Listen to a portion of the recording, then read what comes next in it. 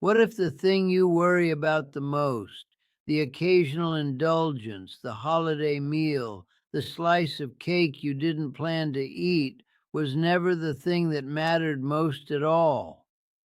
I'm 104 years old now, and if there is one lesson age has carved into me deeper than any wrinkle on my face, it is this: my health was not built on dramatic moments. It was built on ordinary days, quiet mornings, repeated choices that felt small when I made them and enormous when I look back. For most of my life, I believed health was fragile. One bad meal could undo a week of effort.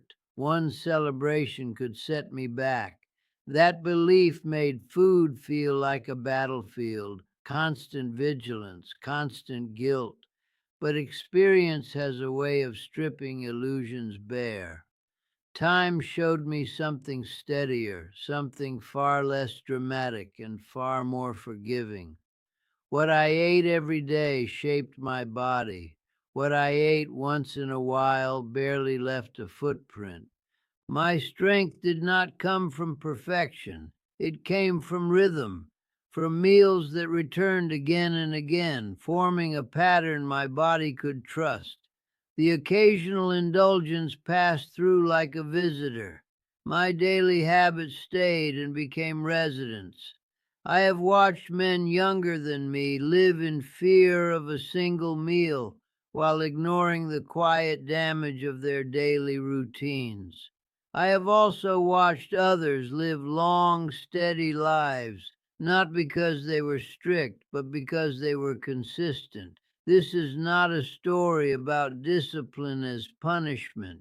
It is a story about relief, about realizing that your body listens more to what you repeat than to what you do rarely, about understanding that health is not decided on holidays, birthdays, or special occasions, but on the uncelebrated days in between. What you eat every day speaks louder than what you eat occasionally. I learned that slowly, one ordinary meal at a time. I did not understand this truth early in life. In my younger years, I treated food like a courtroom drama. Every meal was a verdict. Every indulgence felt like a crime.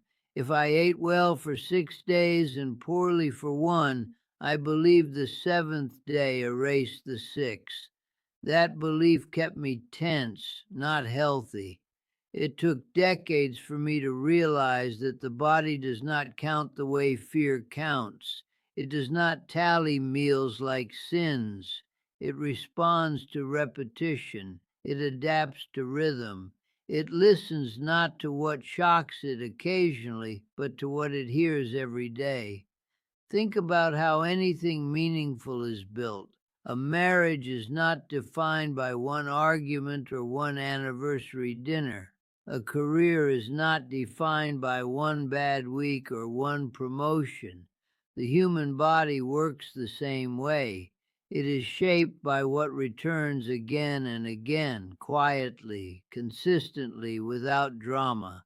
When I look back, the meals that mattered most were the boring ones, the same breakfast eaten hundreds of times, the same simple lunches, the familiar dinners that never made headlines in my life. Those meals trained my metabolism, steadied my energy, regulated my appetite, and taught my body what to expect. The occasional indulgence never had that power. It came and went too quickly. It did not repeat often enough to rewrite anything. This is where many men misunderstand health. They focus on intensity instead of frequency. They fear the exception instead of examining the rule. They ask, will this one meal hurt me? When the more honest question is, what do I usually eat when no one is watching? Your body is not fragile glass. It is adaptive tissue. It learns patterns. Feed it chaos every day, and it will adapt to chaos. Feed it stability most days, and occasional disruption barely registers. I have celebrated weddings, birthdays, promotions, and holidays with rich food. None of those meals stole my health. What would have stolen it was living that way every day and calling it normal. Consistency creates safety. When your body knows what tomorrow looks like, it relaxes. Digestion improves. Appetite becomes more honest. Cravings lose their urgency. You stop negotiating with yourself at every meal because there is no crisis to solve. I have seen men chase perfection and burn out by 40. I have seen others accept imperfection but protect their daily habits and live strong into old age. The difference was not willpower, it was understanding hierarchy. Daily choices sit at the top, occasional choices sit far below. When you reverse that order, you live in constant anxiety. Every social event feels dangerous. Every invitation feels like temptation. Food stops being nourishment and becomes moral judgment. That kind of relationship does not produce health, it produces stress. And stress, repeated daily, does far more harm than any occasional indulgence ever could. The body forgives what is rare, it struggles with what is routine. This is why consistency outweighs perfection. Perfection is loud, brittle, and short lived. Consistency is quiet, flexible, and enduring. It allows life to happen without collapse. I learned to eat in a way that left room for living. Most days were steady. Some days were celebratory. None of them carried guilt. That balance kept me sane, satisfied, and strong. If you build your health on rare moments, crash diets, strict phases, heroic discipline, you will always feel one meal away from failure. But if you build it on daily patterns, you gain something far more valuable than control. You gain trust. Your body begins to trust you. And when trust is present, everything works better. I stopped asking whether a single meal mattered and started asking whether my weeks made sense. That shift changed everything. My energy stabilized. My weight stopped fluctuating wildly. My mind stopped obsessing. Health became something I lived inside, not something I fought for. This is the truth age teaches you when you listen closely. What you repeat becomes you, not what you dabble in, not what you do once in a while, what you return to when no one is applauding. Daily dietary patterns carry weight because they are frequent. Occasional indulgences are light because they are rare. Confuse that order, and you carry unnecessary fear. Respect it, and health becomes sustainable. I did not live long because I never indulged. I lived long because indulgence was never my routine. There is a strange kind of freedom that comes when you finally understand what truly carries weight. For me, that freedom arrived the moment I stopped living as though every meal were a turning point in my fate. When you've lived long enough, you realize how exhausting that way of thinking is. It keeps your nervous system on edge. It turns ordinary choices into moments of fear. I watched men spend years punishing themselves for what they ate occasionally while quietly repeating habits every day that drained their health. They would worry about a slice of cake once a month and ignore the fact that their daily meals left them tired, inflamed, and unsatisfied. That imbalance of attention confused cause and effect. Your body is not impressed by your intentions. It responds to exposure. What it sees often, it adapts to. What it sees rarely, it tolerates and moves on from. When I finally accepted that truth, my relationship with food changed completely. I stopped negotiating with myself. I stopped promising to make up for meals. I stopped swinging between control and collapse. Instead, I focused on what I ate most of the time. Not perfectly, just honestly. Most days my meals were simple, predictable, nourishing enough to keep me steady. They didn't excite me, but they didn't drain me either. That steadiness was the point. It gave my body a baseline. From that baseline, everything else became easier. Occasional indulgences stopped feeling dangerous because they no longer carried symbolic meaning. They were just meals, not moral failures. And because my daily habits were sound, those moments never had the power to pull me off course. This is where many people misunderstand moderation. They think moderation means eating small amounts of everything all the time. In my experience, moderation meant eating sensible foods most days and allowing flexibility occasionally. That structure matters. Frequency creates impact. A poor daily diet with occasional healthy days will always fail. A solid daily diet with occasional indulgence almost always holds. This understanding also protects your mind. When you stop treating food like a test you can fail, you reduce stress. And stress, repeated daily, erodes health faster than almost anything else.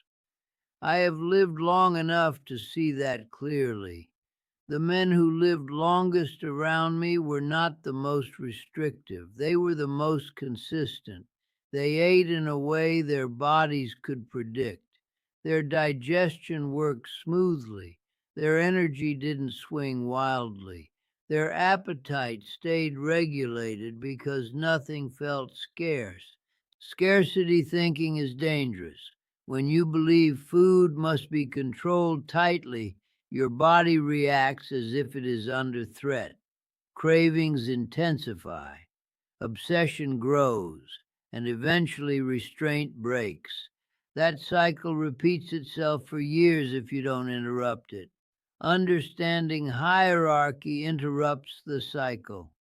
When daily habits are respected as the dominant force, occasional choices lose their emotional charge. You no longer need to start over after a meal. There's nothing to repair. The pattern remains intact. This is why I say health is shaped by patterns, not isolated events. Patterns are forgiving. They allow flexibility. They absorb mistakes without collapsing. Isolated event thinking does the opposite. It magnifies fear and minimizes progress. As I aged, this perspective became even more important. My body needed calm, not chaos, predictability, not constant correction.